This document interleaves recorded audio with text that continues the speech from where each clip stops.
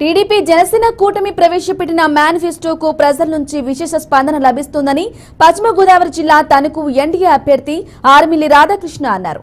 తణుకు పట్టణంలోని పలు వార్డుల్లో ఇంటింటికి ప్రచారం చేశారు. టీడీపీ కూటమి ప్రవేశపెట్టిన మేనిఫెస్టోలో అన్ని వర్గాలకు మేలు చేసే విధంగా ఉందని అన్నారు. జగన్ ప్రవేశపెట్టిన మేనిఫెస్టోలో డొల్లతనమే కనిపిస్తోందని ఆర్మిల్లి రాధాకృష్ణ విమర్శించారు.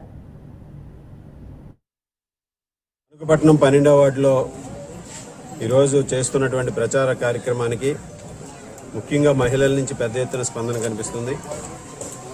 రాబోయే ఎన్నికల్లో తెలుగుదేశం, జనసేన, బీజేపీ కూటమి అధికారంలోకి రావాలని ముఖ్యంగా మహిళలందరూ కూడా ఆశీర్వదిస్తున్నటువంటి పరిస్థితి. స్పందన కూడా రోజు రోజుకి పెరుగుతూ రాబోయే రోజుల్లో తెలుగుదేశం అదేవిధంగా జనసేన, బీజేపీ కూటమి అభ్యర్థులుగా అసెంబ్లీ, పార్లమెంటు రెండు కూడా వారందరూ కూడా మద్దతు తెలియజేయడం చాలా ఆనందంగా ఉందని సందర్భంగా తెలియజేసుకుంటున్నాం. ముఖ్యంగా చంద్రబాబు నాయుడు గారు, పవన్ కళ్యాణ్ గారు, మోడీ గారు ఈరోజు ఇచ్చినటువంటి మేనిఫెస్టో ప్రజల నుంచి మంచి స్పందన కనిపిస్తుంది. అన్ని వర్గాల ప్రజల ఆకాంక్షలకు అనుగుణంగా మేనిఫెస్టోను రూపొందించడం ఈరోజు శుభ పరిణామంగా కనిపిస్తుంది. జగన్మోహన్ రెడ్డి గారు ఇచ్చినటువంటి మేనిఫెస్టోలో డొల్లతనం కనిపిస్తుంది. గతంలో ఆయన ఏదైతే నవరత్నాలని నవమోసాలు చేశాడో దాన్నే మళ్ళీ అటు ఇటు మార్చి మరొక నవరంగాల మోసానికి తెరదీసినటువంటి పరిస్థితి.